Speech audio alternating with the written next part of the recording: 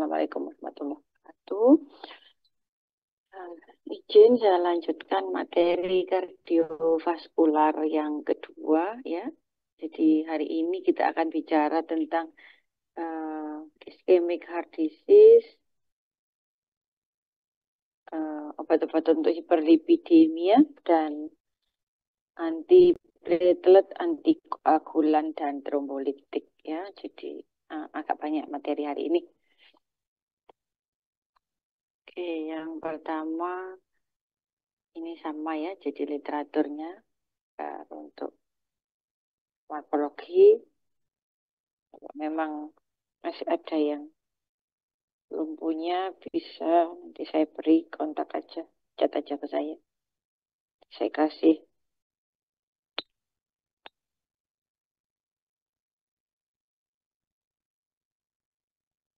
IHD ya, ischemic heart disease atau dikenal dengan penyakit jantung koroner. Iskemia, apa tahu iskemia itu ya? Iskemia itu adalah kekurangan dari oksigen ya. Terjadi karena demand dari otot jantung yang meningkat ya, sedangkan supply-nya berkurang ya. Kenapa berkurang? Hal itu terjadi karena penyumbatan atau penyempitan dari arteri koroner ya. Jadi peningkatan demand bisa karena peningkatan heart rate ya, kontraktilitas, preload ataupun afterload. Sedangkan supply-nya yang berkurang karena penyumbatan atau oklusi dari arteri ya, yang disebabkan karena trombus ya, sehingga nantinya akan menyebabkan gangguan dari flow di koroner ya, gangguan dari coronary blood flow-nya ya. Jadi IHD ya, ischemic heart disease ya, ditandai dengan angina ya, angina ya. Jadi istilah medis untuk nyeri dada ya, nyeri dada itu angina atau ketidaknyamanan karena adanya penyakit jantung koroner ya, yang tadi sudah saya singgung ya, disebabkan karena satu atau lebih dari arteri koroner di jantung itu menyempit atau mengalami penyumbatan.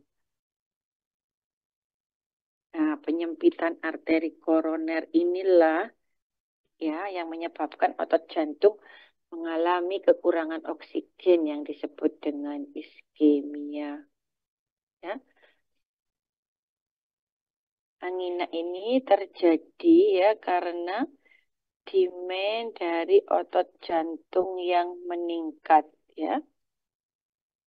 Demand dari otot jantung yang meningkat yang akan membutuhkan lebih banyak darah ya ketika beraktivitas, sedangkan suplai darahnya berkurang karena penyempitan ataupun penyumbatan ya. Jadi dengan kata lain bahwa ischemic heart disease itu terjadi ketika demand dari jantung ya. Jadi demand dari jantung itu meningkat ya, dan suplainya berkurang, suplai oksigennya berkurang, atau terjadi ketidakseimbangan ya, balance-nya ya, balance antara suplai oksigen dan demand dari oksigen ya. Kondisi yang mengakibatkan penurunan dari suplai darah ke arteri terjadi karena adanya oklusi karena pembentukan trombus ya, yang menyebabkan gangguan coronary blood flow. Nah, sedangkan demand terjadi karena peningkatan denyut ya. Karena peningkatan denyut ya, heart rate, kontraktilitas sehingga terjadi peningkatan, mohon maaf, terjadi peningkatan dari preload ataupun afterload. Ini obat-obatannya, ya. Obat-obatan yang digunakan untuk menurunkan oksigen demand, ya, menurunkan oksigen demand, beta blocker, channel blocker, ya, ini yang sudah kita bahas pada antihipertensi minggu lalu, dan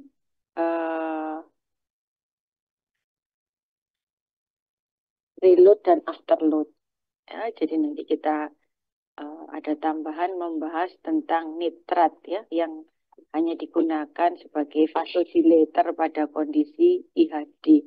Ya, channel blocker dan beta blocker sudah dibahas minggu lalu pada materi hipertensi. Sedangkan obat-obatan yang akan meningkatkan suplai dari oksigen ke jantung, ya, ada vasodilator, statin, dan antitrombotik.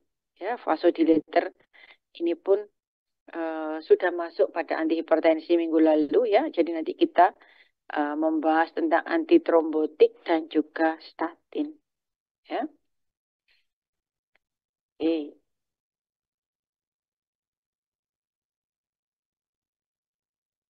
Ini pembagian dari IHD, ya. Ada chronic stable angina pectoris, unstable angina, non-ST elevasi myocardiac infarct, and STEMI,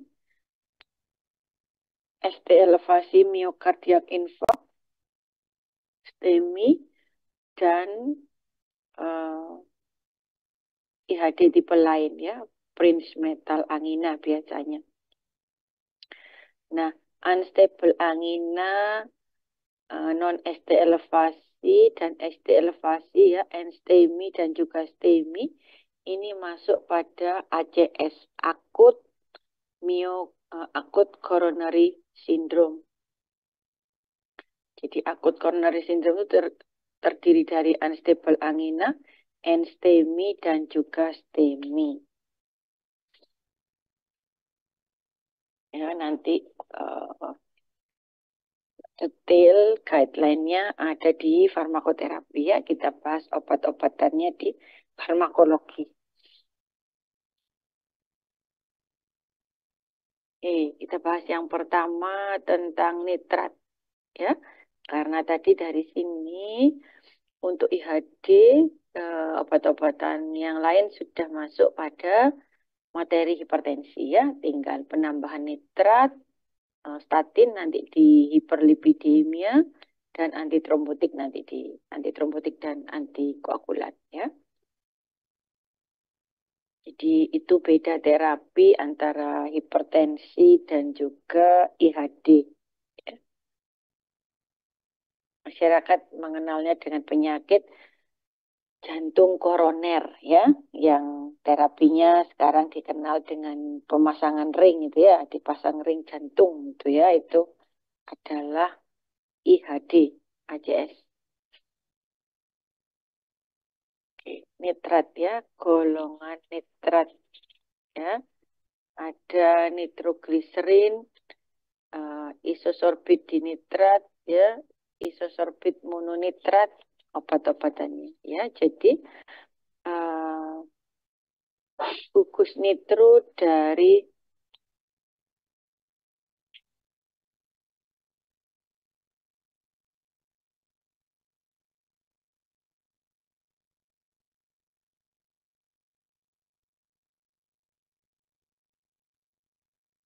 ya, gugus nitro dari golongan nitrat, ya, direduksi untuk membentuk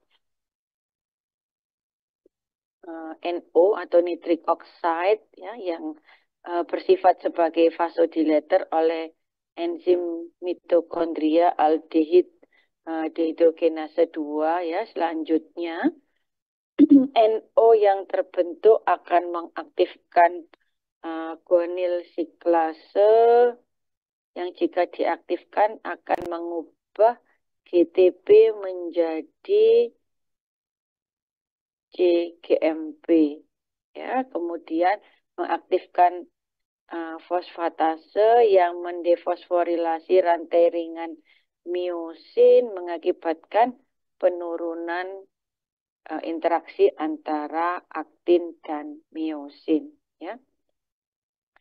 Jika hal ini terjadi, ya, maka akan menyebabkan relaksasi dari otot polos, ya, di mana efek ini yang menyebabkan golongan nitrat juga masuk pada vasodilator, ya, golongan vasodilator atau obat-obatan yang menyebabkan vasodilatasi pada pembuluh darah. Ya, jadi dengan merilis NO, ya, rilis NO karena adanya aktivasi dari guanil siklase dan peningkatan cGMP, ya. Ya, gambaran mekanismenya seperti ini, ya. Nah, untuk penggunaan nitrat, ya, penggunaan nitrat ini digunakan sublingual, ya, untuk episode yang akut, ya. Jadi digunakan di bawah lidah, ya, pada saat terjadi serangan angina, ya, digunakan di bawah lidah, sedangkan penggunaannya oral ataupun transdermal itu untuk maintenance, ya. Jadi ini salah satu contoh sediaan sediaan sublingual, ya, isosorbit dinitrat, ya. Masih ingat di Biofar sediaan sublingual itu tidak menggunakan apa secara formulasi.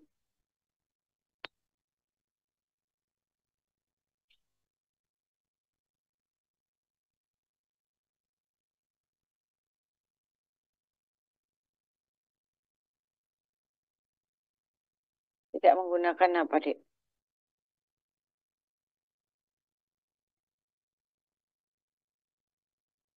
Lupa. Rameza Alia Dewa ada? Ada Ibu. Tidak, tidak menggunakan apa dalam formulasinya sediaan sublingual.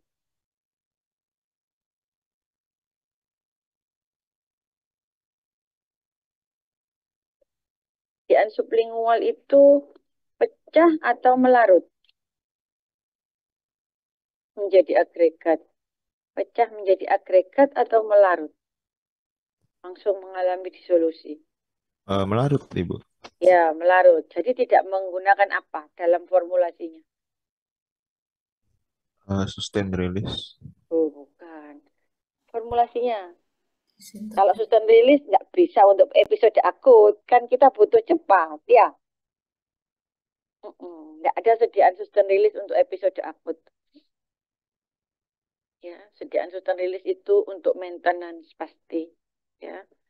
Jadi karena rilisnya perlahan, efeknya panjang, biasanya 24 jam. Jadi cukup digunakan sehari sekali.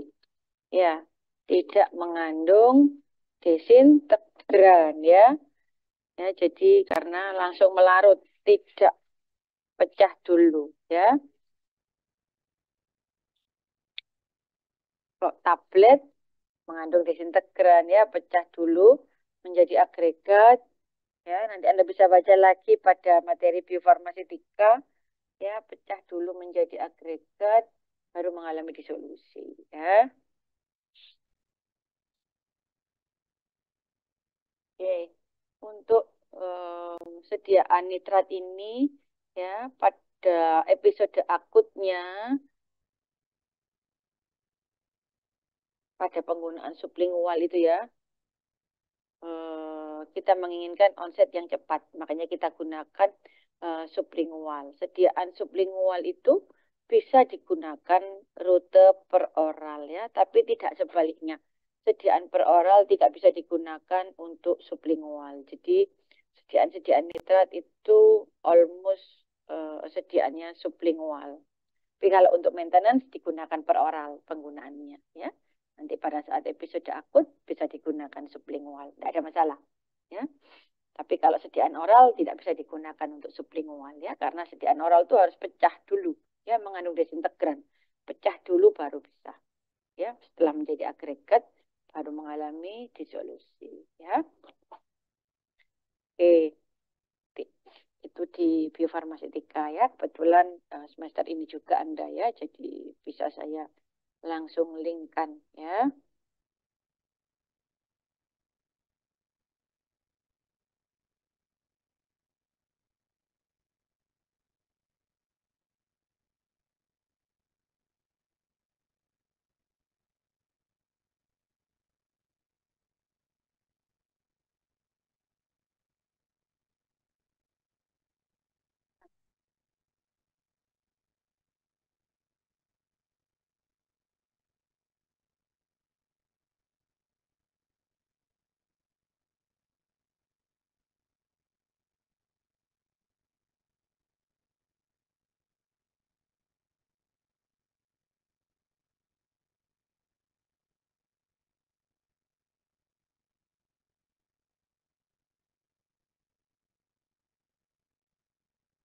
Oke ya. Next adalah nitrat efeknya ya, efek dari nitrat.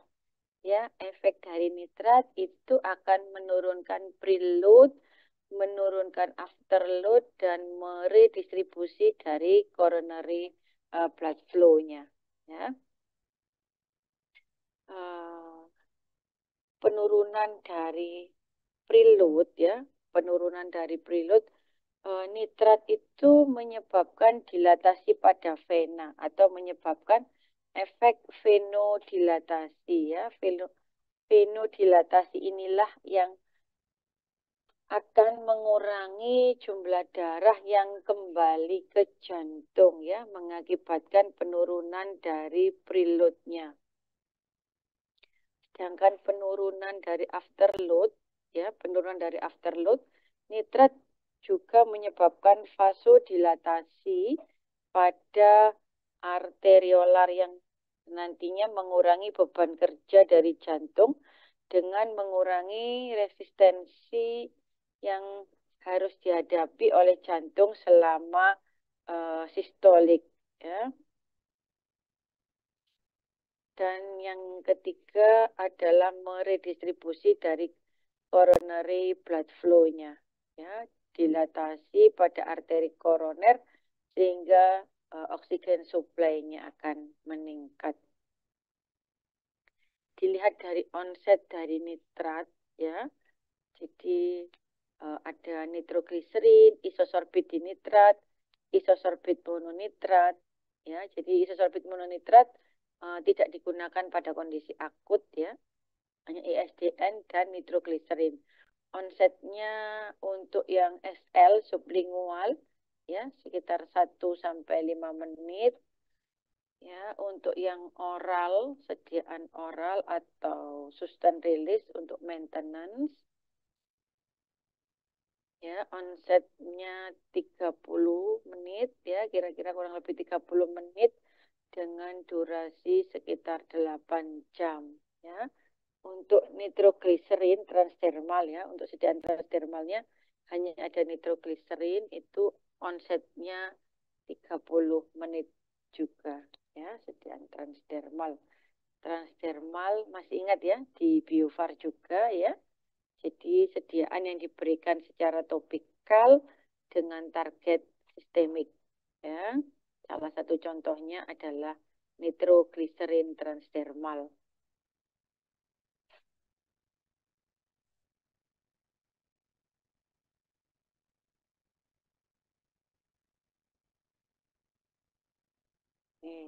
Untuk nitrat ya, jadi untuk yang pemberian sublingual itu hanya pada saat episode akutnya saja ya, onsetnya cepat, sedangkan oral dan transdermal itu untuk maintenance-nya.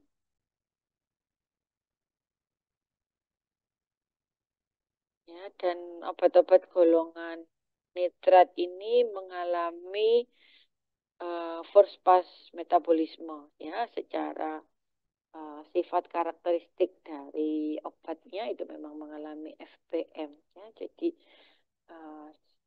kalau diberikan rute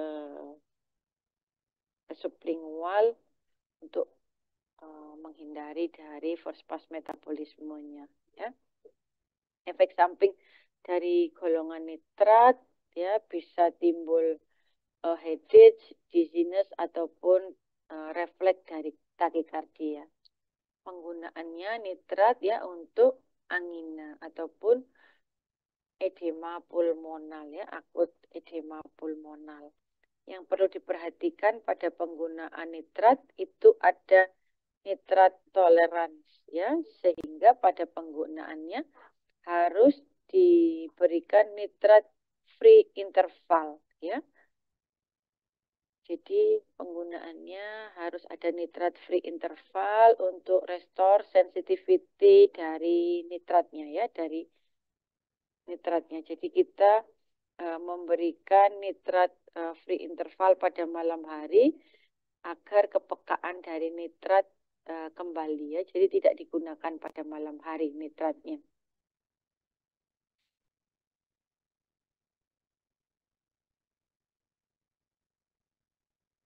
Oke, kita masuk pada hyperlipidemia. Ya, jadi untuk yang angina, tambahan obatnya hanya satu ya, golongan nitrat. Yang lain-lain terapinya adalah sama dengan antihipertensi. Ya. Hiperlipidemia. Ya. Kolesterol ya. Jadi kita mulai dari fungsi kolesterol ya. Kolesterol itu merupakan lemak yang tidak larut ya, sehingga tidak berada dalam bentuk bebasnya ya, melainkan berikatan dengan lipoprotein ya, bentuknya bisa kilomikron, VLDL, IDL, LDL ataupun HDL. Kolesterol itu berfungsi pada penyusun utama membran sel ya. Jadi penyusun utama dari membran sel kita ya, lipoprotein ya, prekursor dari hormon ya, prekursor dari garam-garam empedu ya, prekursor dari garam-garam empedu untuk mengemulsi lemak, prekursor dari vitamin D, dan juga diperlukan pada transmisi sistem saraf ya. Jadi prekursor hormon ya, prekursor dari garam empedu. Makanya kalau kolesterol, kalau orang sampai mengalami batuk empedu gitu ya, ya berarti kolesterolnya pasti tinggi ya. Karena memang kolesterol fungsinya banyak ya. Jadi bukan kita tidak butuh, kita butuh tapi tidak dalam jumlah yang berlebih ya. Oke. Di lipoprotein ya, lipoprotein merupakan bentuk makromolekul kompleks pembawa lipid ya, yaitu kolesterol dan juga TG ya, trigliserida yang ada di dalam darah. Kalau kita lihat tadi lipoprotein ada kilomikron ya, CM ini kilomikron, VLDL, IDL, LDL dan HDL. Ya. Terlihat dari karakteristik yang ada di tabel ya, kilomikron ya merupakan bentuk yang paling besar ya, bentuknya paling besar. Anda bisa lihat dari diameternya ya, bentuknya paling besar. Sedangkan HDL adalah bentuknya yang paling kecil ya, padat dan kompak HDL itu. Ya, dari gambaran ini. Nah, kalau dari densitasnya misalnya ya, high density ya, terlihat memang dari namanya HDL ya, high density ya, terlihat densitasnya yang paling besar adalah HDL ya. Di terlihat dari namanya Anda bisa lihat ya, dari diameternya ternyata HDL itu kecil, padat dan kompak ya. Sedangkan LDL yang biasanya menjadi target ya, target dari kolesterol ya, targetnya itu dari beberapa guideline yang ada, targetnya adalah LDL ya, targetnya itu adalah LDL.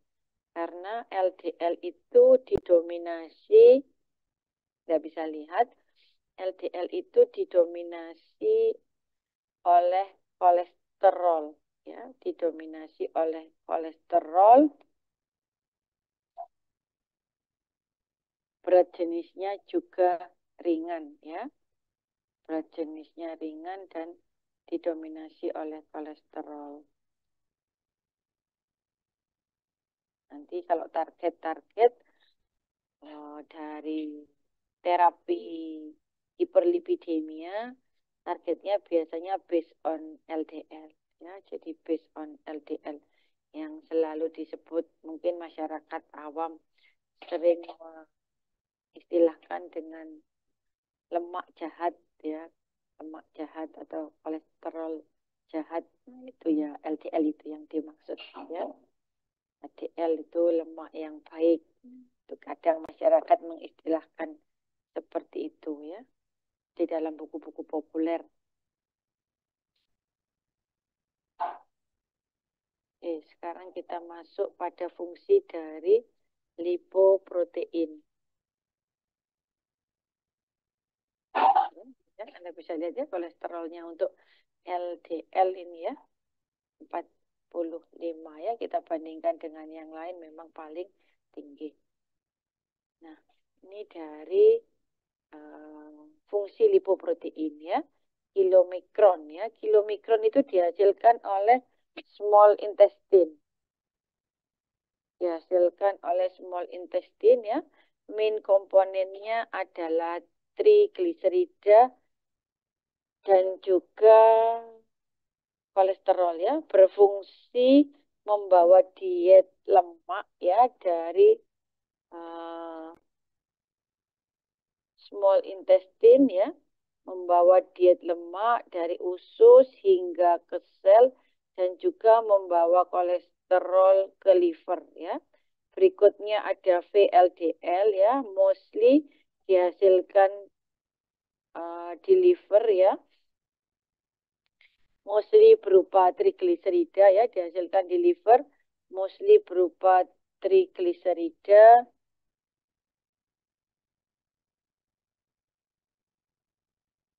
dan juga kolesterol.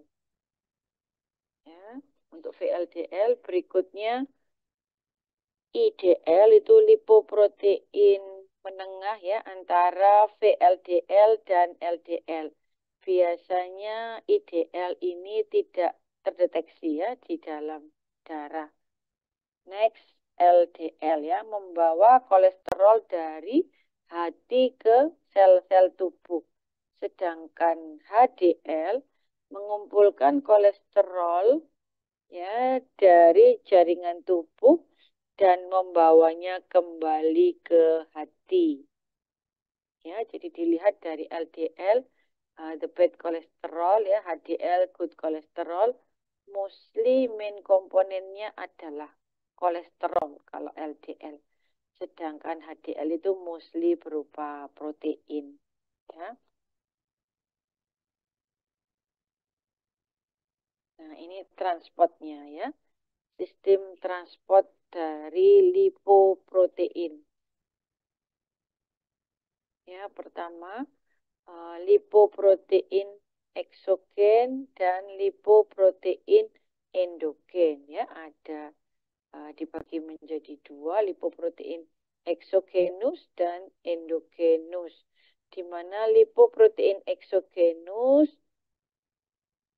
di GI tract ya dengan perantaranya hati, sedangkan lipoprotein endogen ada di dalam darah ya. Jadi diawali dari makanan yang banyak mengandung lemak masuk ke dalam GI tract pada epitel usus dengan bantuan dari asam empedu dan kolesterol hati, maka lemak akan diserap menjadi kilomikron. Ya, kilomikron dibawa ke dalam pembuluh darah dengan lipoprotein remnan, sedangkan TG akan disimpan pada adipos ya, adipos tissue. Nah, lipoprotein remnan ini akan memasuki hati berikatan dengan remnan reseptor, disimpan pada lisosom hati untuk selanjutnya diubah menjadi kolesterol. Ya, ketika asupan lemak yang ada di luar berkurang, maka hati dapat memproduksi kolesterol itu sendiri berasal dari asetil koenzim A dengan diperantarai oleh HMG-CoA menjadi kolesterol. Ya, sebagian dari kolesterol dibuang bersama dengan asam empedu ke usus ya, yang kemudian akan diabsorpsi kembali di usus ya. Kolesterol lain ya di dalam darah akan diubah menjadi VLDL.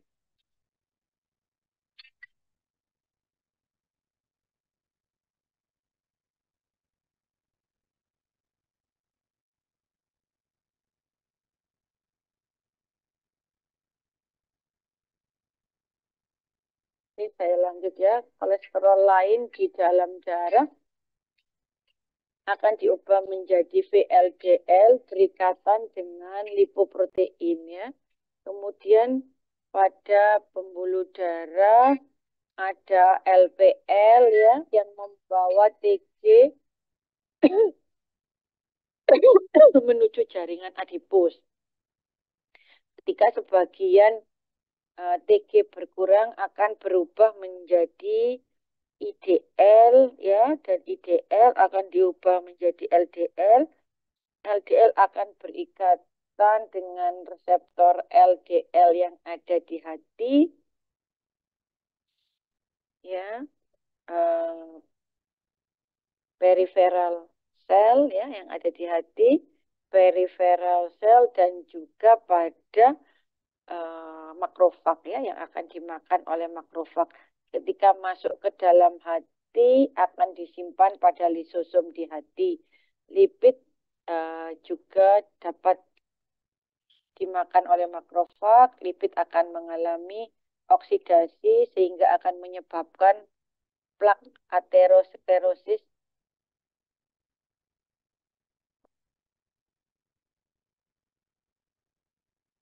Iya, dan menyumbat pembuluh darah ya dari plak aterosklerosis.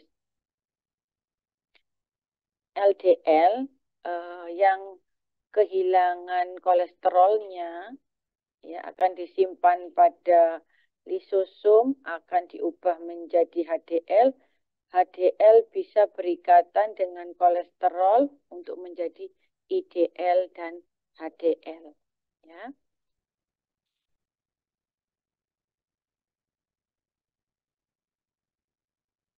Bentar ya, Dek ya.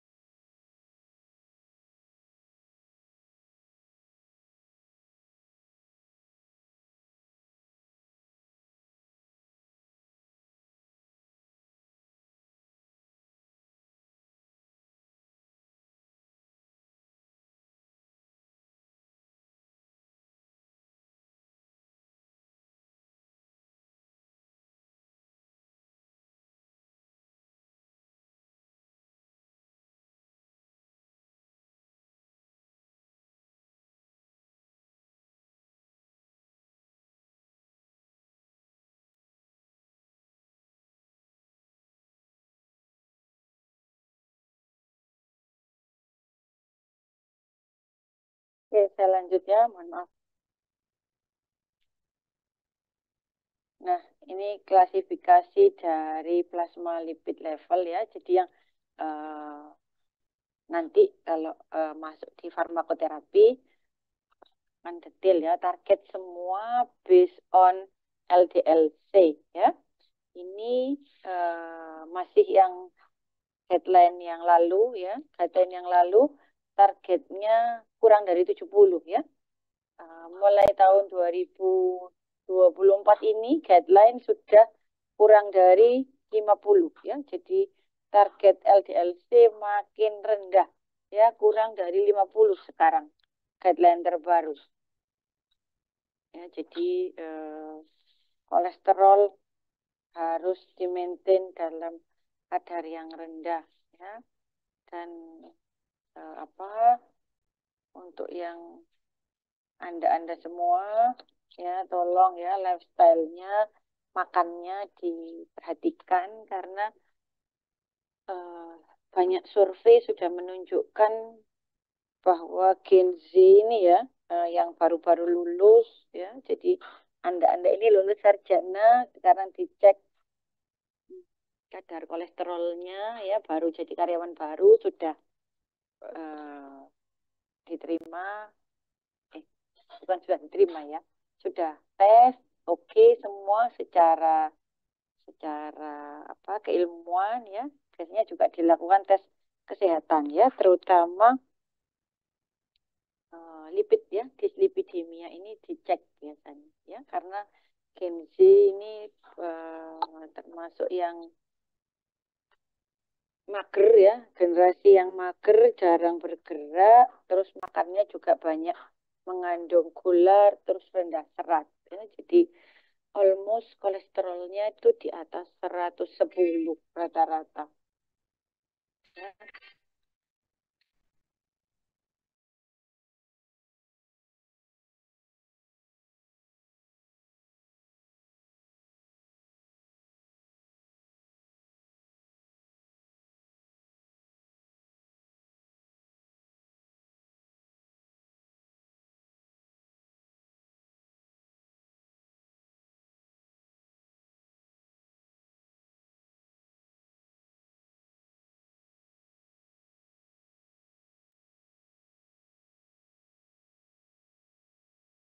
Ya, jadi saya lanjut ya. Jadi mohon untuk diperhatikan secara keilmuan sudah oke, tapi ternyata secara kesehatan apa gara-gara kesehatannya ya. Jadi itu jangan sampai terjadi. Anda harus membiasakan dengan lifestyle yang baik ya. Oke, saya lanjut.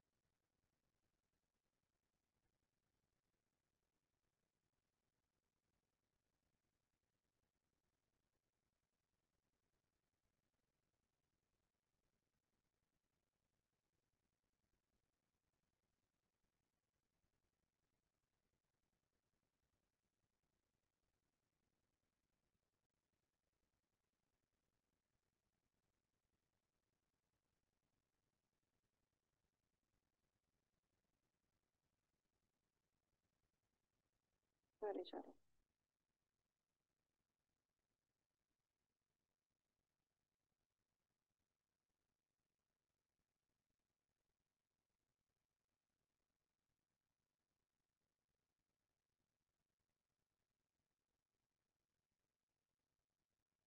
Oke, kita masuk pada obat untuk hiperlipidemia ya.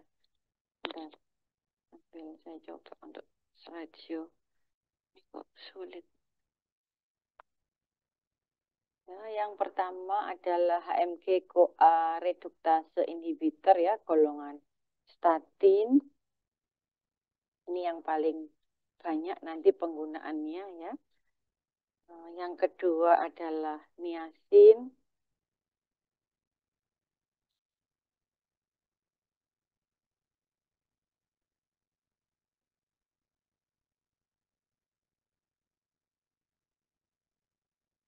Sambil dilihat di PPT yang Anda dapatkan ya. Ini kok saya kesulitan untuk slideshow.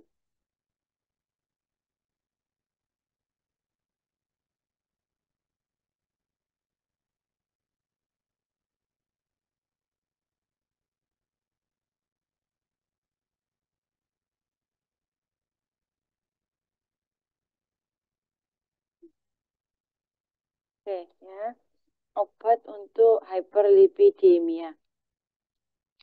HMG-CoA reduktase inhibitor ya, golongan statin. Yang kedua niacin, nicotinic acid, golongan fibrat, bile acid sequestran, dan kolesterol absorption inhibitor. Ya. Ada 5 golongan obat.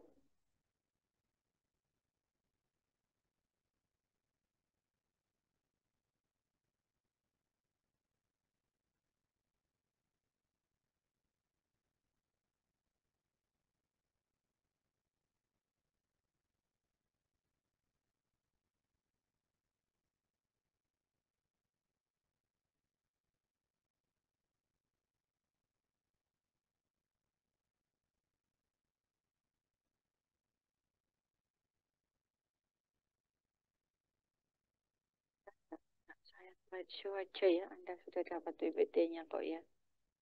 Sambil dilihat di PPT-nya ya.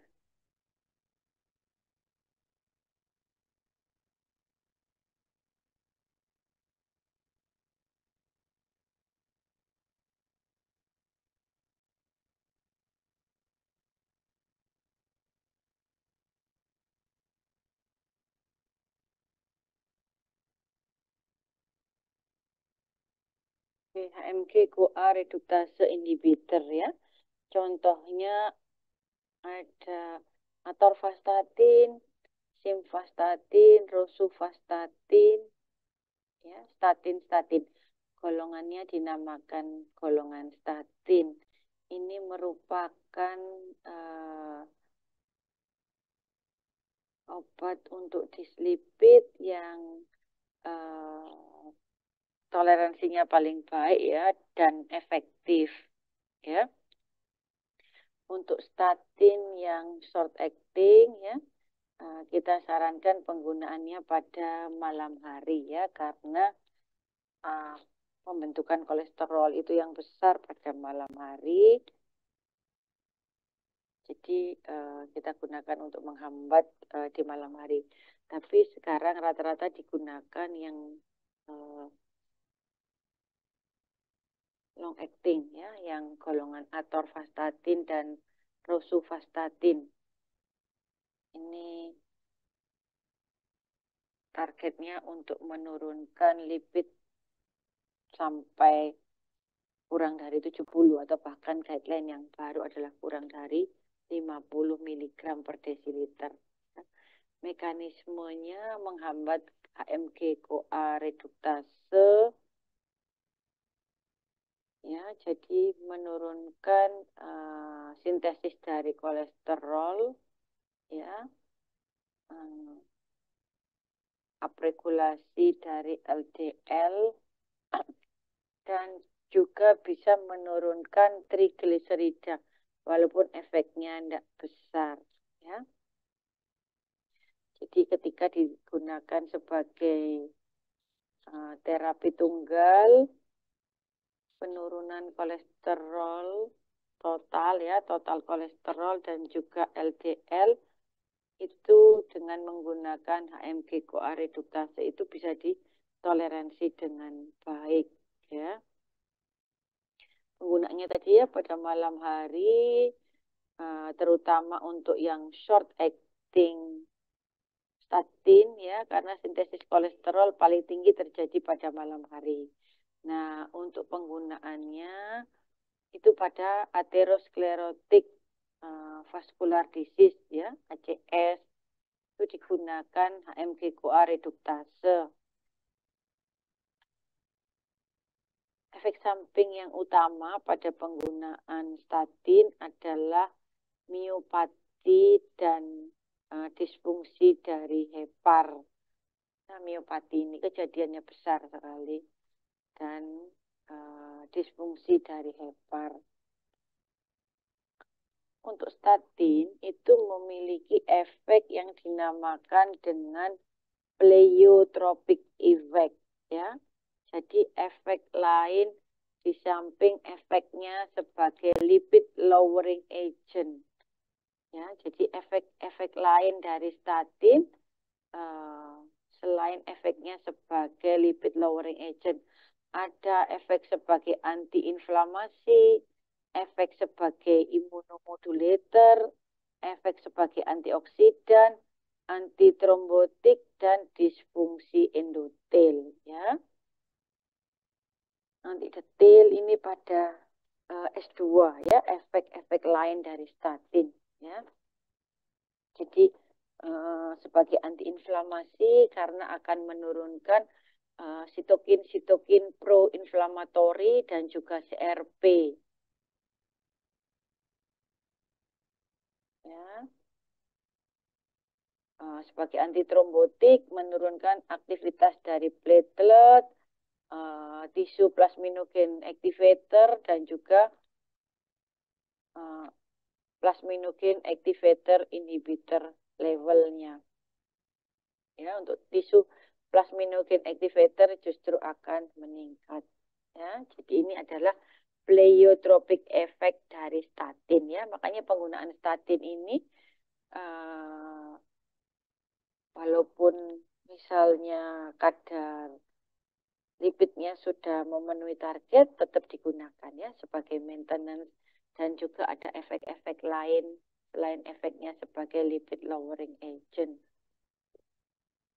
Ya, untuk dosis ya, dosisnya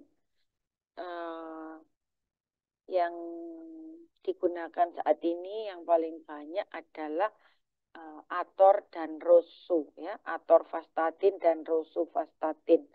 Efeknya juga menurunkan LDL yang paling besar ya, sampai dengan 60% LDL yang bisa diturunkan pada penggunaan atorvastatin dan rosuvastatin. Next, niacin ya, niacin, nicotinic acid. Mekanisme dari niacin atau nicotinic acid,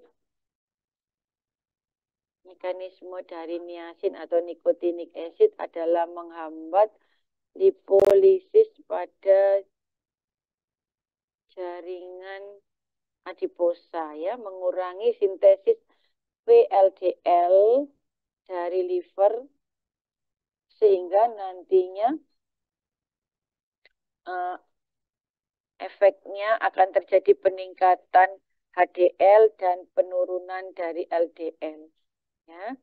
Efek samping yang bisa terjadi pada penggunaan niacin atau nicotinic acid adalah gangguan dari GI tract ya, flushing. Sedangkan untuk insiden dari hepatik toksisitasnya itu rendah ya.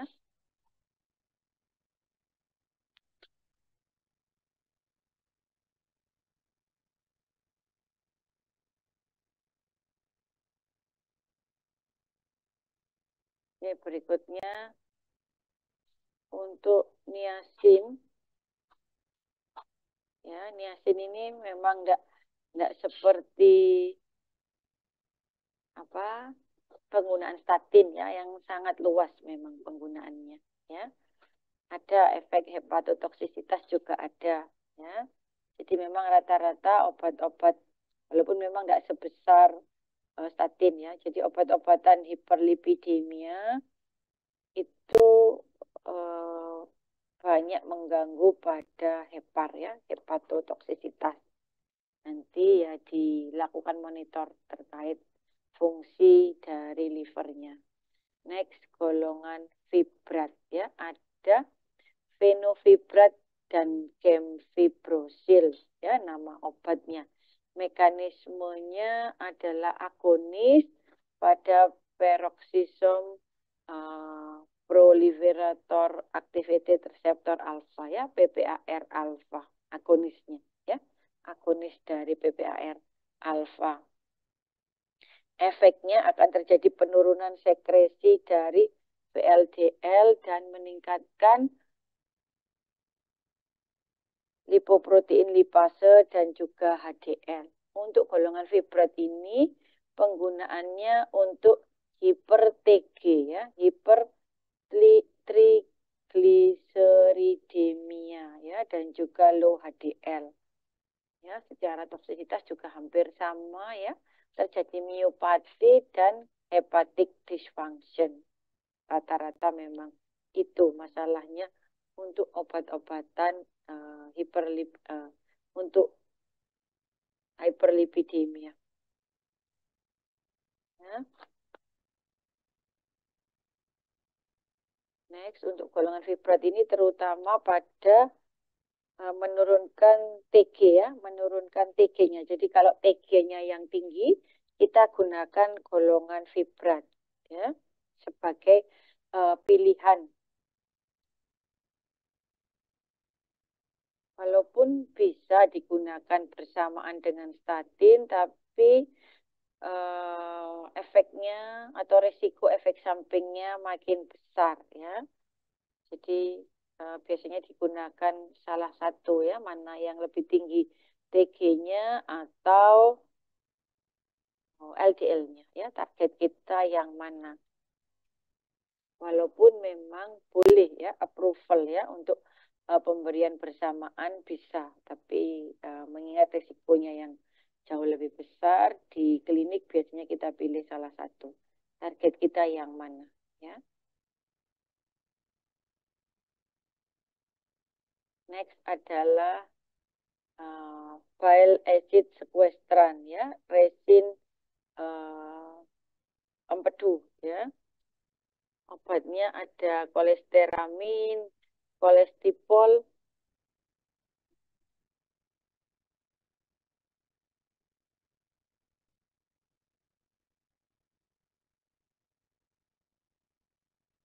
kolesteramin ya, kolestipol ini merupakan obat anti hiperlipid yang lama ya, yang tua, tertua ini bile acid sequestran ya, oldest lipid lowering agent.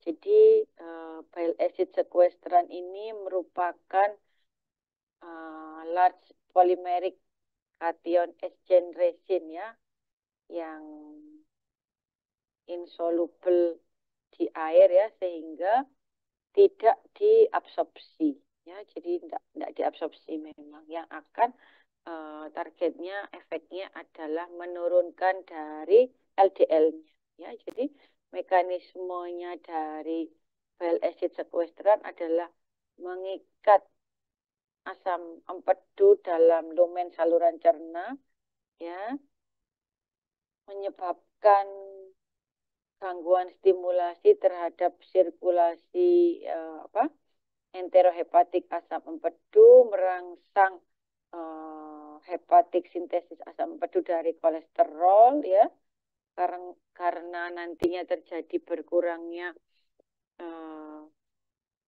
simpanan dari kolesterol yang ada di hepar, menghasilkan peningkatan dari biosintesis kolesterol ya, sehingga efeknya terjadi penurunan dari LDL-nya ya. Jadi merupakan resin penukar kation polimer besar yang tidak diserap. Nah, efek samping yang bisa terjadi pada penggunaan bile acid sequestran adalah gangguan-gangguan GI tract ya, gangguan GI tract seperti konstipasi, ya, bloating, itu yang bisa terjadi. Yang berikutnya ada kolesterol absorption inhibitor, ya, ezetimibe. Ini sekarang sering menjadi pilihan, ya, penggunaan ezetimibe selain statin tentunya. Ya, mekanismenya adalah memblok sterol transporter pada intestin sehingga menghambat reabsorpsi dari kolesterol yang diekskresi pada empedu. Ya, secara umum ezetimibe ini bisa ditoleransi dengan baik. Ya, insiden dari hepatic dysfunction dan juga miopati itu kecil ya untuk ezetimibe. Jadi terkadang pasien-pasien yang mendapatkan statin itu terjadi gangguan miopati ya, dosisnya biasanya kita turunkan ya. Kalau memang peningkatannya terlalu tinggi, terkadang kita hentikan sementara penggunaan statin. Kalau memang bisa dengan penurunan dosis, dikombinasi dengan penggunaan ezetimibe ya, agar risiko dari miopatinya menurun ya, jika terjadi efek samping miopati. Karena kejadian itu makin banyak. Jadi statinnya dikombinasi dengan ezetimibe. Ya. Nah, ini obat-obatan tadi ya dari awal, statin, bile acid, esin, fibrat, ezetimibe dan juga niacin, bisa dilihat bahwa yang mampu menurunkan LDL paling besar adalah golongan statin ya, terutama adalah atorvastatin dan rosuvastatin. Sedangkan yang menarget pada trigliserida ya, yang dapat menurunkan TG bisa dilihat adalah golongan fibrat sampai 50% ya. Sedangkan statin kita bisa lihat bahwa statin itu hanya menurunkan TG sampai dengan 20%. Ya, jadi nanti dilihat targetnya apa. Kalau targetnya memang TG-nya yang terlalu tinggi, misalnya sampai 600 bahkan 700 ya, sekarang banyak sekali TG yang besar ya, biasanya karena visceral fat-nya itu besar sekali ya, lemak yang ada di perutnya itu ya besar.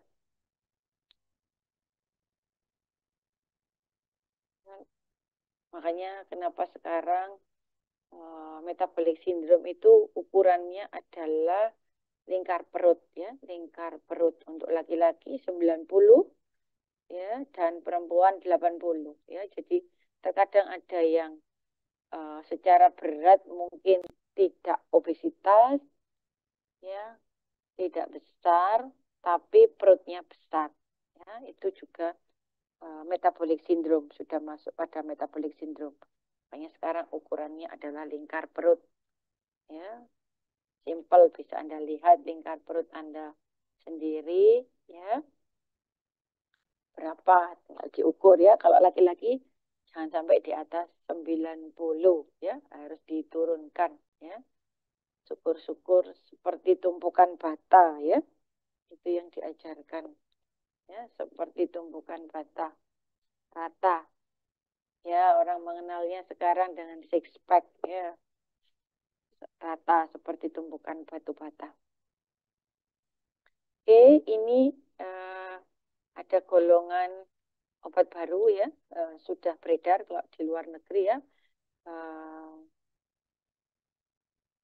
merupakan antibodi monoklonal ya, merupakan antibodi monoklonal PCSK9 inhibitor ya, evolocumab.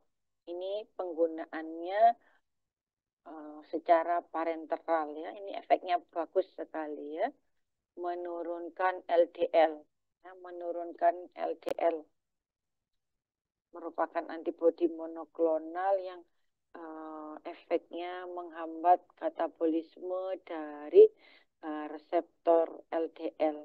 Ya. Di Indonesia belum masuk ya obat ini. Penurunan dari LDL-C-nya bagus sekali.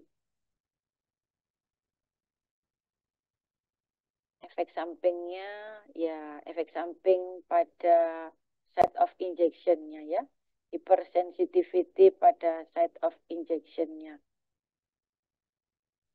Jadi tidak muncul efek seperti miopati, terus gangguan hepar, itu tidak terjadi pada obat golongan ini. Ya. Jadi sangat efektif untuk menurunkan LDL-C. Biasanya digunakan untuk memaksimalkan statin ya. Jadi dosis statinnya dimaksimalkan dengan penambahan obat ini karena target LDL itu sekarang makin rendah ya. Kurang dari 50 yang terbaru. Untuk akut coronary syndrome itu kurang dari 50.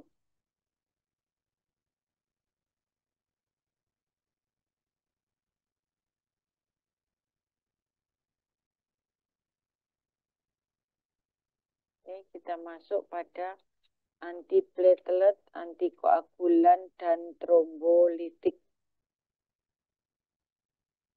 Ya, antiplatelet itu merupakan obat yang menghambat atau mencegah agregasi dari platelet.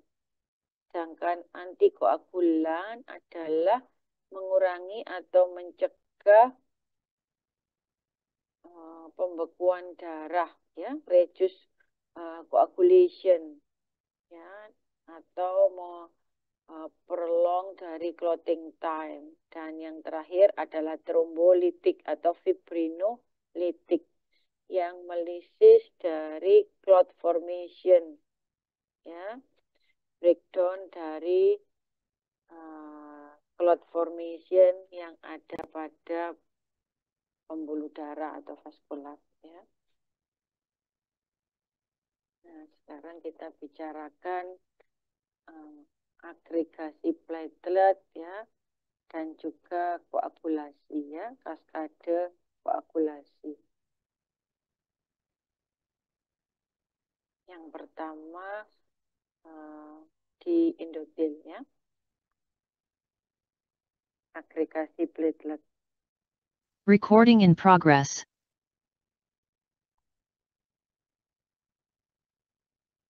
Diawali dari ketika endotel mengalami kerusakan ya. Ketika endotel mengalami kerusakan, kolagen akan terekspos oleh platelet atau trombosit ya, sehingga kolagen terikat pada membran sel platelet ya, pada glikoprotein 6 ya. Proses ini diperkuat dengan adanya faktor von Willebrand ya, von Willebrand faktor yang merupakan suatu faktor yang dilepas oleh endotel yang mengalami kerusakan ya. Von Willebrand faktor ini terikat pada bagian GB1B ya di permukaan sel platelet.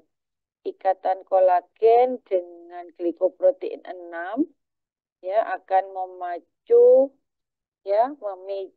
jalur signaling platelet activation ya. Platelet akan teraktivasi dan mengeluarkan granul-granul seperti ADP ya, akan merilis ADP, tromboksan A2, serotonin ya, dan platelet activating factor. Nah, granul yang dilepaskan ini akan mengaktifasi dari platelet lain dalam sirkulasi darah granul yang dilepas juga akan mengaktifasi reseptor protein G yang menyebabkan peningkatan ion kalsium dalam sel, sehingga akan mengaktifasi protein kinase C. Protein kinase C mengaktifkan atau mengaktifasi fosfolipase A2 yang akan memodifikasi glikoprotein 2B dan 3A, sehingga meningkatkan aktivitas untuk mengikat dari fibrinogen ya. Nah, fibrinogen pada jalur kaskade, pada jalur ini ya, fibrinogen pada jalur kaskade ini akan diubah menjadi fibrin ya oleh trombin. Proses aktivasi akan terus berlangsung ya dengan mengaktifasi platelet-platelet lainnya, sehingga membuat platelet akan berkumpul pada vaskular yang akan mengalami kerusakan. Nah, agregasi dari platelet pada lapisan endotelium tidak cukup untuk mengamankan kerusakan pada dinding pembuluh darah, sehingga memerlukan dari faktor pembekuan darah. Ya, faktor tersebut akan mengaktifkan kaskade koagulasi. Untuk kaskade koagulasi ini terdapat 2 jalur, yaitu jalur intrinsik dan jalur ekstrinsik. Ya, jalur ekstrinsik terjadi di luar pembuluh darah, yaitu karena adanya trauma, ya, tisu trauma. Sedangkan jalur intrinsik, ya, trauma berasal dari pembuluh darah. Ya, kalau kita lihat hasil akhirnya adalah untuk membentuk fibrin, ya, pembentukan fibrin. Dari jalur ekstrinsik, ya, jaringan yang mengalami kerusakan akan mengeluarkan tisu factor ya, yang nantinya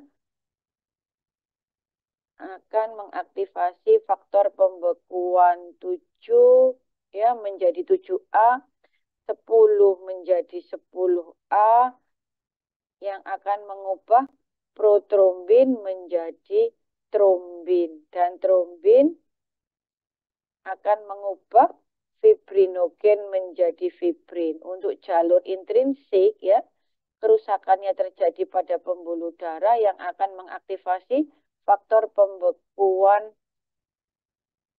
11 ya, faktor pembekuan 12, 12A yang akan mengaktifasi faktor pembekuan 11. Faktor pembekuan 11 akan mengaktifasi faktor pembekuan 9 ya, atau kadang diistilahkan sebagai Christmas faktor. Lalu faktor pembekuan 10A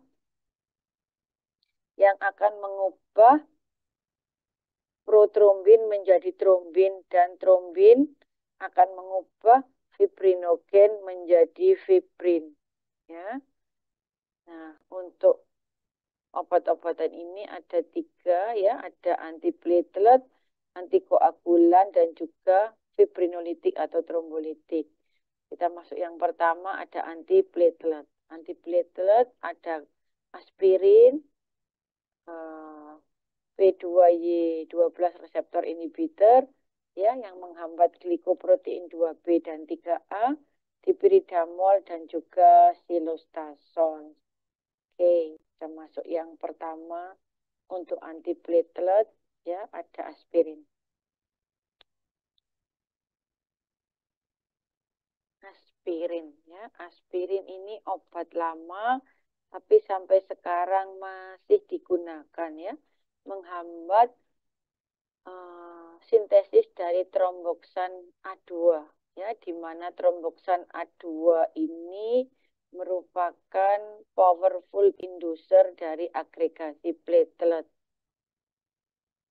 Penggunaan aspirin ini pada dosis yang rendah 75 sampai 300 ya. Kalau untuk yang dosis tinggi, aspirin ini digunakan sebagai apa?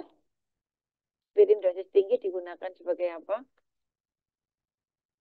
Materi dari Prof. Ani.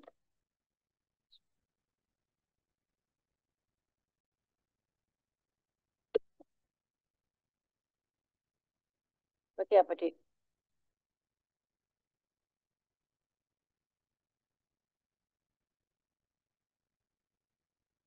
Hanifa? Hanifa ada? Ada Ibu. Iya. Aspirin kalau dosis tinggi digunakan sebagai apa?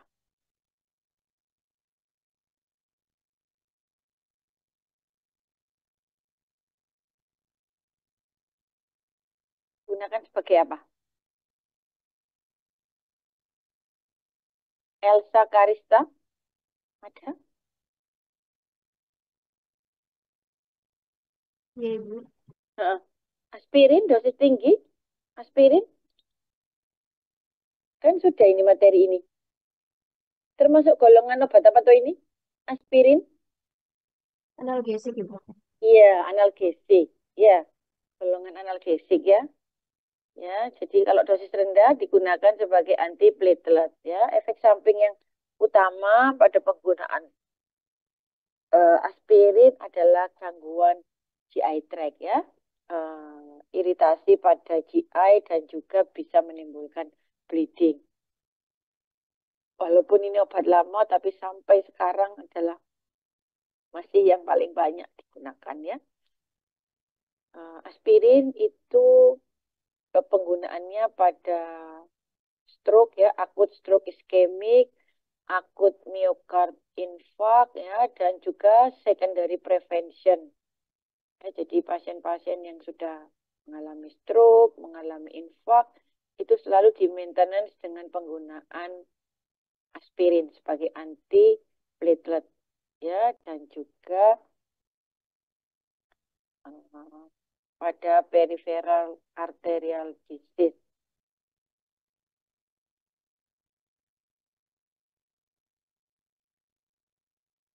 Hambatannya sama ya. Jadi hambatannya ini pada tromboksan A2 ya, melalui jalur siklooksigenase. Yang berikutnya, golongan P2Y12 reseptor inhibitor ya, reseptor ADP.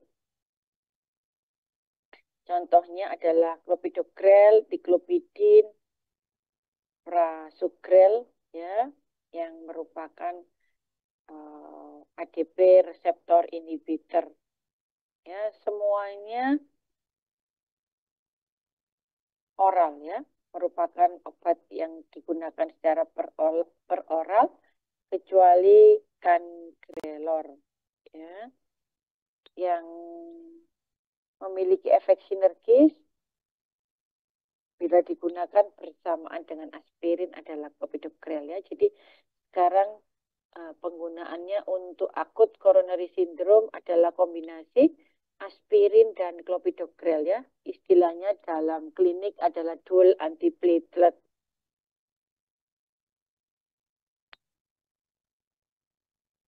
Jadi pasien-pasien ACS itu penggunaannya adalah untuk dual antiplatelet sekarang ya. Walaupun terkadang untuk pasien-pasien tertentu yang memang kontraindikasi ya, betul-betul tidak bisa digunakan aspirin, kita juga gunakan clopidogrel ya. Jadi bisa dikombinasi dengan aspirin atau bisa digunakan untuk yang kontraindikasi penggunaan aspirin, bisa digunakan clopidogrel ya. Tapi nanti dengan pertimbangan memang ya. Apakah memang betul-betul tidak bisa digunakan aspirin ya, karena penggunaan aspirin ini terbukti efektif ya. Jadi harus dipertimbangkan betul kalau memang tidak digunakan aspirin.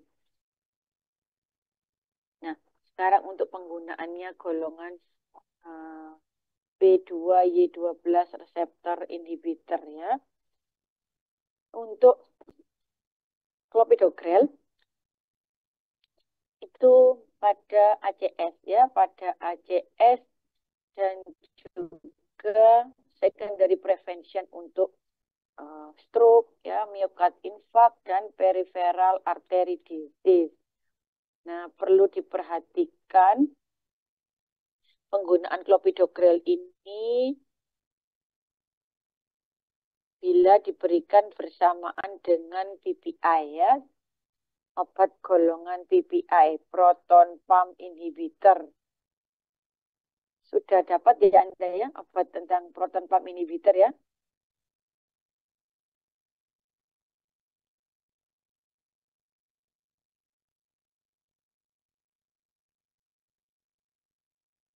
Fatina Hilmi, ada? Fatina Hilmi, ada? Ada, ya. Iya. Apa Mbak? Contohnya obat golongan proton pump inhibitor. Sudah dapat materi ini tuh?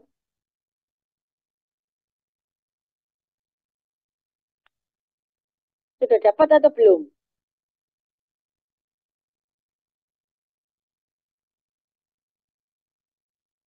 Fatina?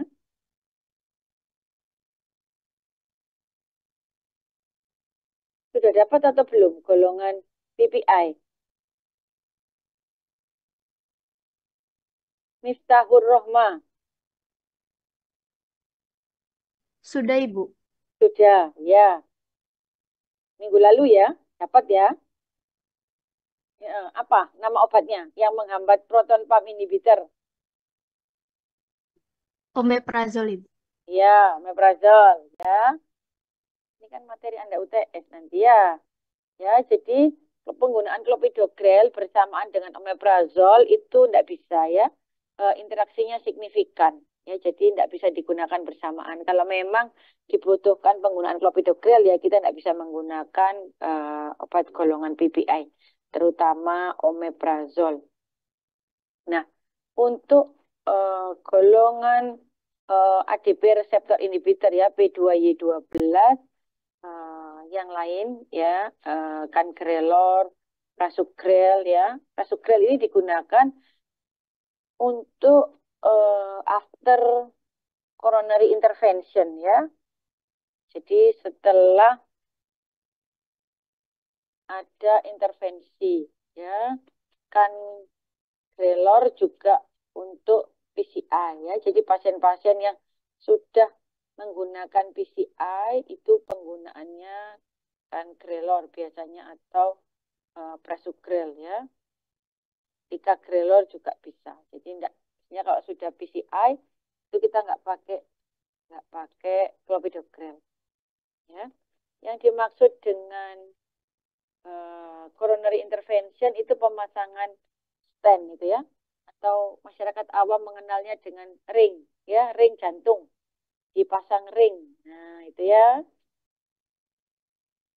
di ring jantungnya ya.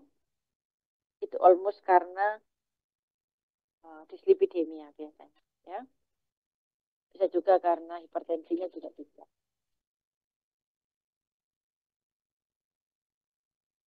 Itu kita gunakan yang anti HPV yang lain, biasanya cangrelor atau prasugrel ya. Untuk yang sudah PCI ya, percutaneous coronary intervention.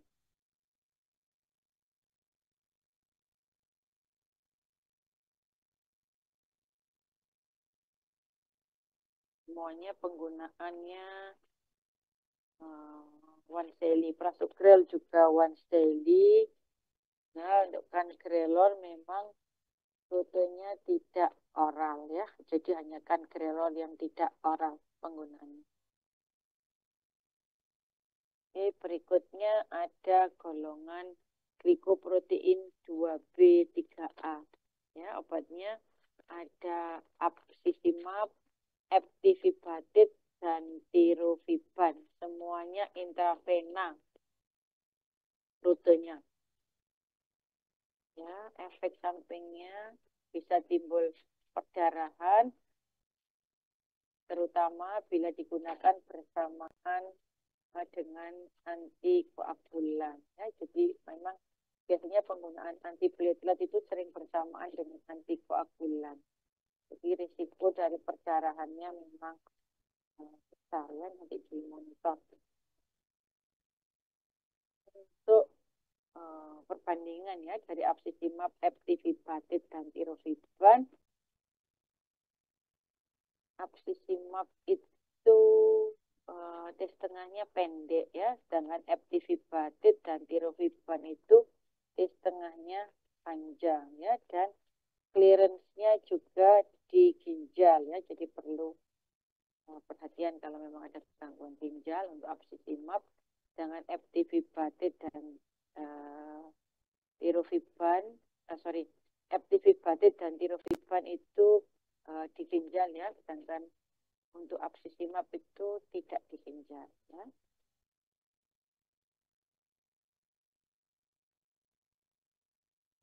Untuk antiplatelet golongan ini ya, glikoprotein 2B3A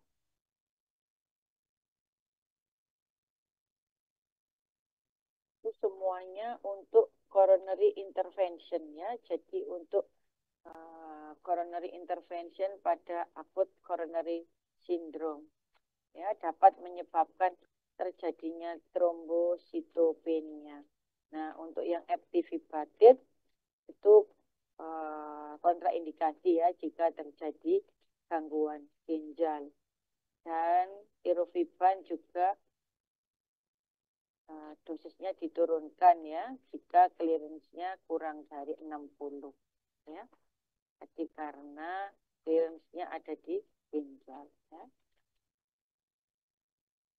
Yang berikutnya ada dipiridamol ya. Mekanismenya ini penggunanya tidak banyak ya. Dipiridamol ini sudah jarang sekarang digunakan ya, meningkatkan CAMP dengan menghambat fosfodiesterase. Penggunaannya pada prevensi dari stroke ya, dan digunakan kombinasi dengan aspirin ya, dipiridamol ini. Efek sampingnya bisa muncul headache ya, ortostatik hipotensi, dan juga dizziness untuk dipiridamol.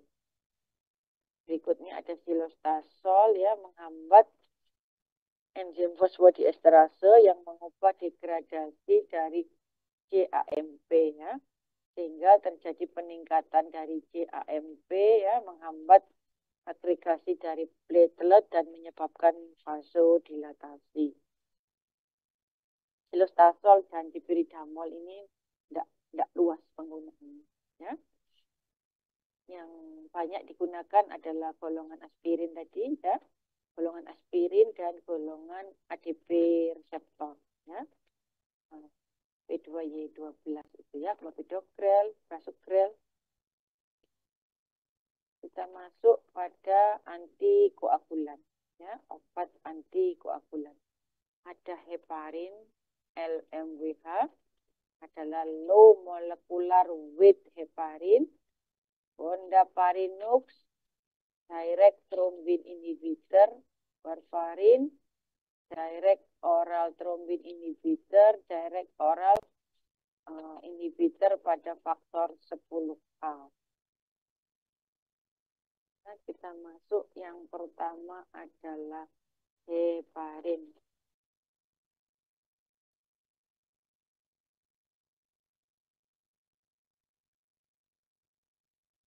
Oke, heparin ya. Heparin itu atau dikenal dengan UFH ya, unfractionated heparin ya. Bindingnya ya, hambatannya pada faktor 10A dan faktor 2A. Risikonya pada penggunaan obat-obatan antikoagulan adalah terjadinya bleeding ya, secara umum terjadinya bleeding dan trombositopenia. penggunaan heparin ini ya bisa digunakan secara intravena ataupun subkutan. Untuk penggunaan heparin itu harus dimonitor APTT, Activated Partial Thromboplastin Time, ya. APTT-nya harus dimonitor. Dan jika terjadi bleeding, ya, diberikan antidot yaitu protamin sulfat. Untuk heparin ini penggunaannya pada kondisi ACS, ya, Acute Coronary Syndrome, PCI ataupun bypass. Sekarang penggunaan heparin ini sudah banyak ditinggalkan ya karena risiko bleedingnya yang besar ya. Banyak beralih pada fondaparinux ataupun low molecular weight heparin. Untuk yang heparin unfractionated ini itu digunakan kalau ada gangguan ginjal ataupun pada pregnancy ya, hanya itu saja biasanya. Kita masih menggunakan heparin yang lama. Untuk LMWH, low molecular weight heparin, ya, ada enoxaparin, dalteparin. Itu untuk LMWH tidak perlu monitoring dari APTT. Hambatannya mostly pada faktor 10A, walaupun masih ada pada faktor 2A. Ya. Sudah mostly pada faktor 10A. Jadi risiko bleedingnya sudah minimal dan tidak perlu ada monitoring pada APTT seperti pada golongan heparin. Ya, jadi kalau heparin harus dilakukan monitoring pada APTT.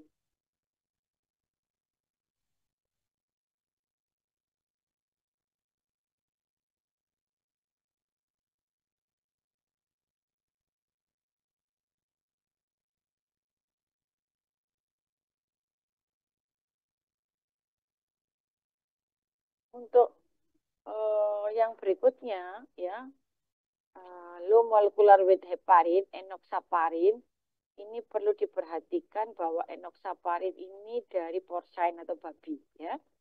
Jadi Anda harus konseling pasiennya karena terutama untuk yang Muslim ya, tidak semua orang mau diberikan obat dengan source dari babi, ya. Kalau memang pasiennya menolak, ya bisa digunakan yang lain. Ya, apalagi sekarang sudah ada fondaparinux ya.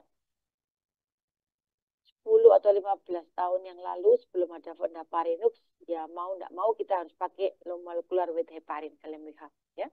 Sedangkan sekarang sudah ada fondaparinux ya, next ini fondaparinux yang sintetis ya, jadi sintetis pentasakarida antikoagulat. Itu kita sudah lebih sering menggunakan obat ini, fondaparinux, ya, selektif pada faktor 10A. Jadi sudah selektif pada faktor 10A saja, ya. Risiko bleedingnya juga minimal. Nah, penggunaannya sama seperti yang LMWH ya, jadi bisa pada Acute Coronary Syndrome ya, venous thromboemboli. Penggunaannya rutenya subkutan one daily.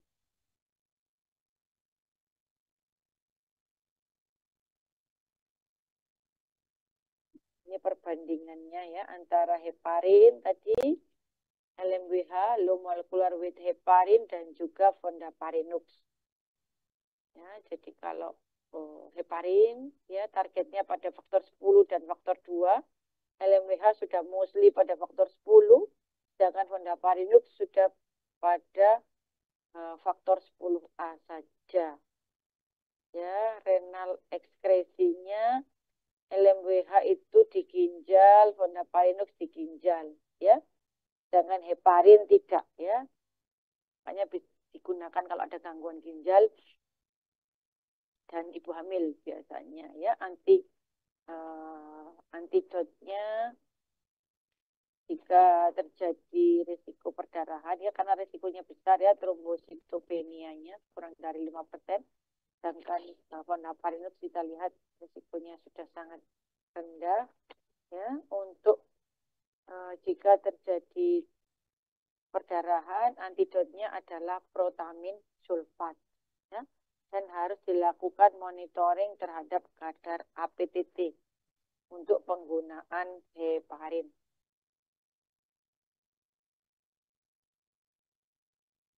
Nah, dari tes tengahnya bisa dilihat ya, pada partner tes tengahnya panjang, sehari sekali saja penggunaan. Ya. Oke, sekarang direct thrombin inhibitor. Ya, directly binding pada active site dari thrombin. Ya, ada argatroban, ya, bivalirutin, desirutin untuk direct thrombin inhibitor.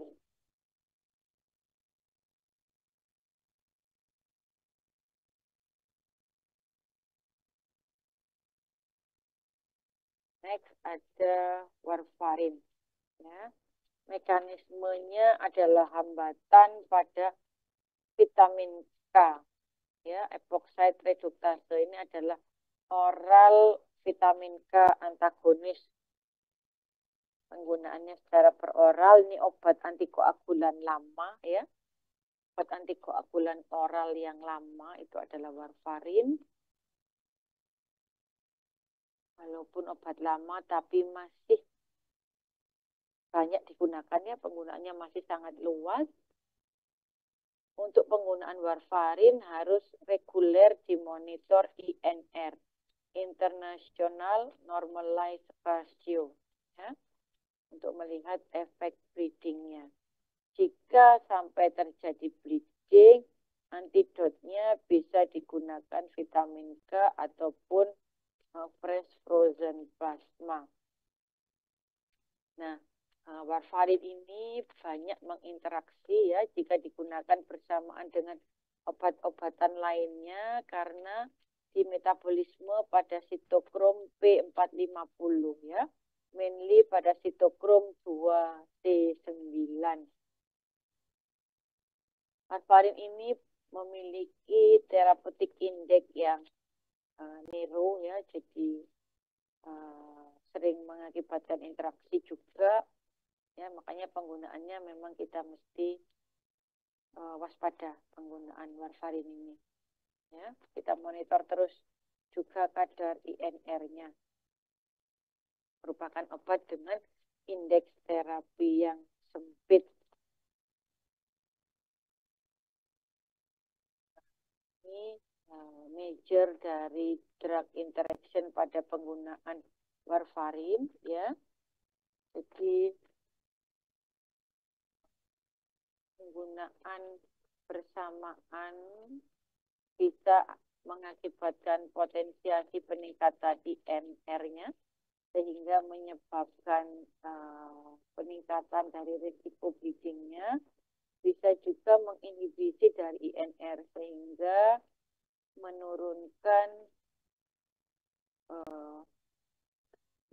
inhibisi dari penurunan INR sehingga meningkatkan risiko dari tromboemboli. Ya, efek potensiasi pada peningkatan INR, risiko bleedingnya meningkat ya. Contoh obatnya yang bisa mengakibatkan hal itu misalnya amiodaron ya, ciprofloxacin ya, ini antibiotik Kotrim ya, metronidazol, omeprazol. Nah, ini bisa digunakan bersamaan ya, piroxicam ya, analgesik bisa digunakan bersamaan. Sedangkan yang meningkatkan risiko tromboemboli ya, karena menghilangkan dari respon warfarinnya, misalnya penggunaan bersamaan dengan rifampicin ya, obat TB, karbamazepin, barbiturat, ya, kolesteramin, griseofulvin, menginteraksi ya. Jadi memang ada obat-obatan tertentu yang banyak menginteraksi ya, warfarin salah satunya. Nanti mungkin Anda temukan obat-obat jamur, ketokonazol itu juga sering menyebabkan interaksi. Ya, itu biasanya menjadi perhatian seorang farmasi klinik, obat-obatan yang banyak menyebabkan interaksi. Sekarang kita sudah banyak dipermudah oleh aplikasi-aplikasi yang ada ya, jadi sudah sangat terbantu ya. Dulu memang kadang kita memang harus ada hafal, sekarang sudah mudah sekali ya, terbantu oleh aplikasi-aplikasi yang ada. Di rumah sakit juga sekarang sudah mulai untuk diaktifkan itu ya, jadi dengan resep ya, obat dimasukkan ya, kita entry, terus jika ada yang measuring interaksi sudah ada sign ya, jadi sudah sangat dipermudah ya. Jadi yang penting bagaimana kita bisa mengatasi kalau memang ada masalah itu ya. Jika memang obat itu harus digunakan ya, gimana kita mengatasinya, atau memang bisa dihentikan salah satu, digantikan dengan obat yang lain agar tidak terjadi interaksi ya. Nanti tergantung kebutuhan dari obat tersebut dan seberapa besar interaksi yang terjadi ya.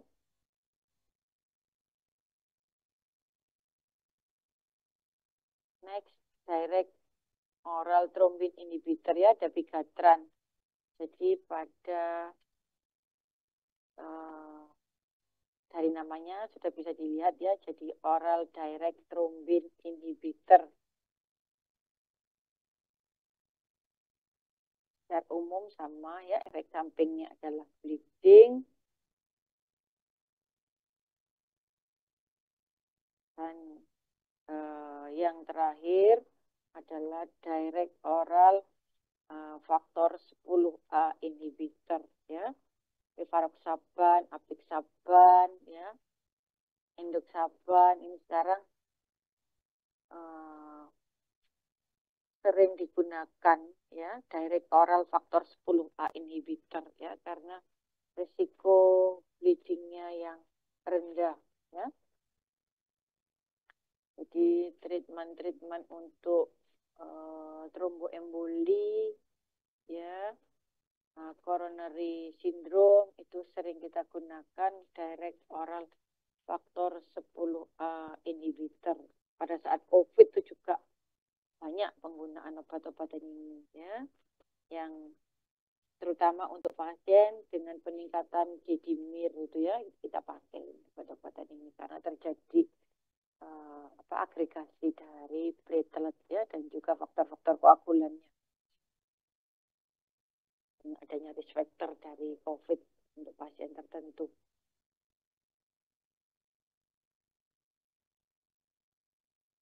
Oke, yang terakhir ada obat trombolitik ya. Jadi tadi ada antiplatelet, antikoagulan ya. Antikoagulan tadi ada aspirin, clopidogrel ya. Ada 7 golongan tadi ya. Aspirin, clopidogrel, apa aja tadi? Untuk yang antiplatelet terutama Anda harus tahu adalah aspirin, clopidogrel ya. Ada dibridamol, silestazol ya. Untuk yang antikoagulan tadi ada mulai dari heparin, low molecular weight heparin,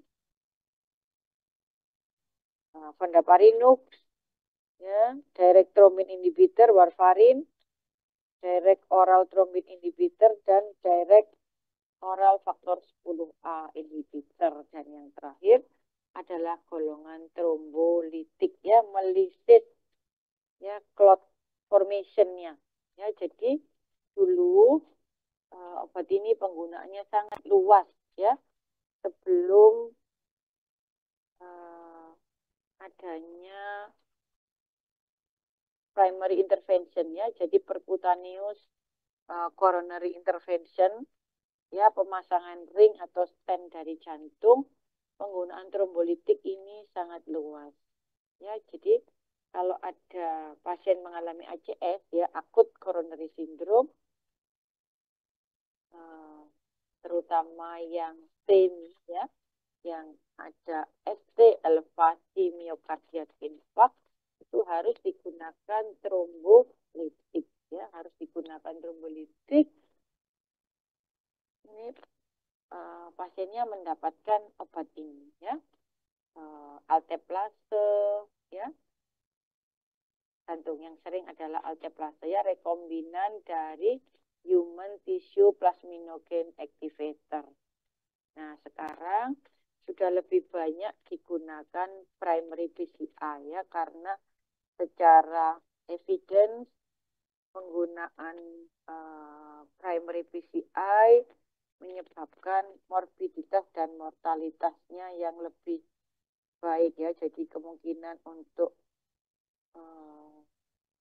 morbiditasnya itu lebih baik ya, kemungkinan mortalitasnya juga. Jadi penggunaan obat ini sudah jarang sekarang ya. Tidak seperti dulu, apalagi untuk primary PCI ya, penggunaan pemasangan ring ataupun terpaksa harus dilakukan cardiac bypass ya untuk orang-orang tertentu, itu sudah di cover oleh BPJS ya. Jadi makin ditinggalkan obat ini. Ya, jadi trombolitik atau fibrinolitik ini adalah melisis trombus atau bekuan darah yang ada di dalam vaskular ya. Mekanismenya direct ataupun indirect pada plasminogen ya untuk menjadi plasmin ya.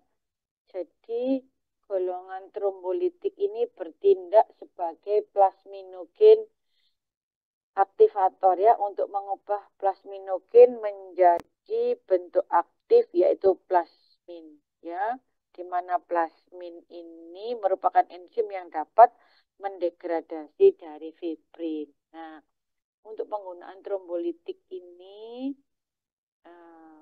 harus diperhatikan ya, karena banyak kontraindikasinya ya.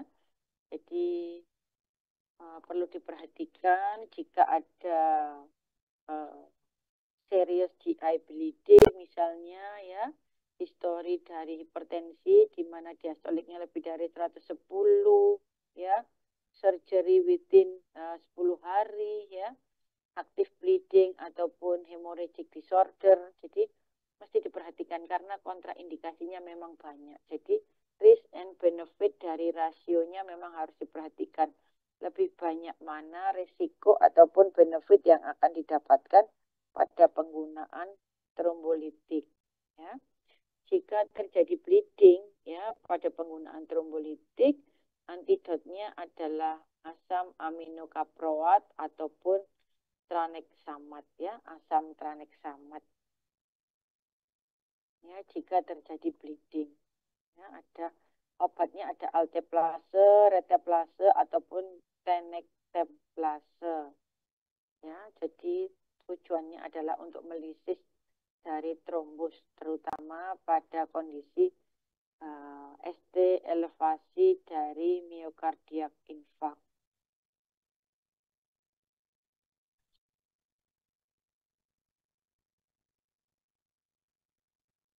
Nah, ini slide yang terakhir ya,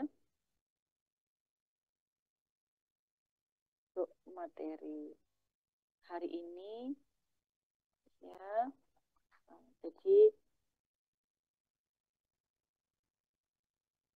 jika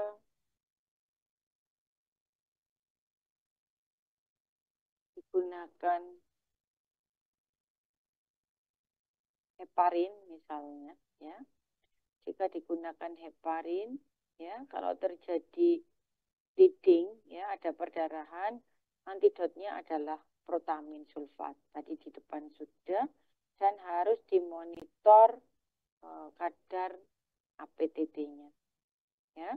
Sedangkan warfarin antidotnya adalah vitamin K ya, perlu dimonitor adalah kadar INR-nya ya, kadar INR-nya. Sedangkan untuk trombolitik atau fibrinolitik, antidotnya adalah asam aminokaproat ataupun asam tranexamat ya, jika terjadi perdarahan.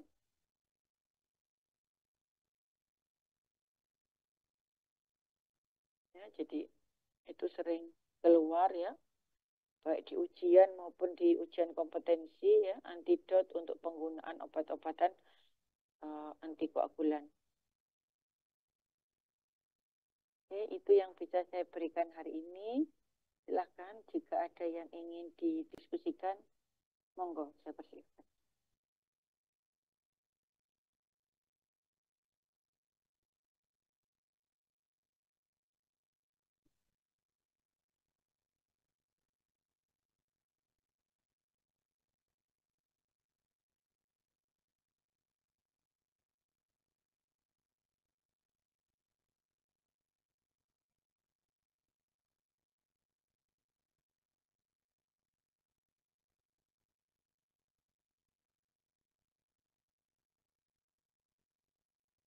Tidak ada.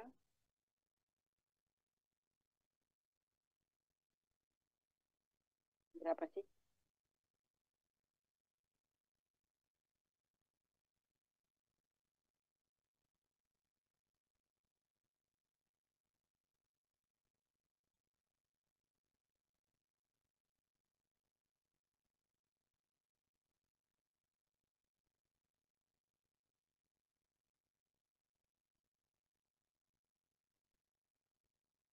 Tidak ada. Tadi sudah absen semua. Permisi Bu, mohon Ya. maaf. Saya belum absen. Oh, belum absen. Iya, Kenapa? saya baru join 7:07. Fania. Saya juga Ibu. Tadi mau nge-scan tapi nggak bisa-bisa. Tadi sudah saya panggil ya. Mungkin Anda terlambat ya joinnya ya. Siapa namanya Mbak? Estrana Naulita Ibu. Oke. Masih ada yang lain? Permisi Ibu, saya juga belum absen tadi telat join. Siapa namanya? Alia Dianti Bu. Hah? Alia Dianti Bu. Alia Dianti. Jam berapa Mbak join Mbak?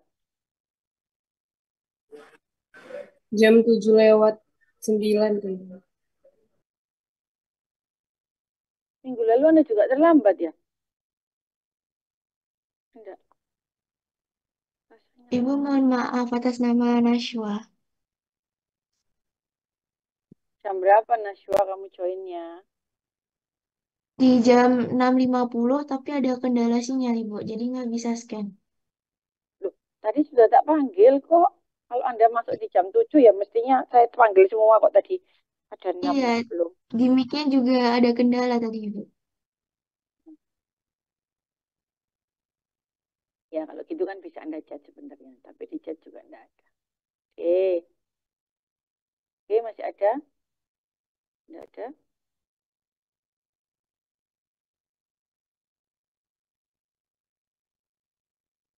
Ya, enggak ada, saya akhiri ya. Materi ini akan masuk pada materi.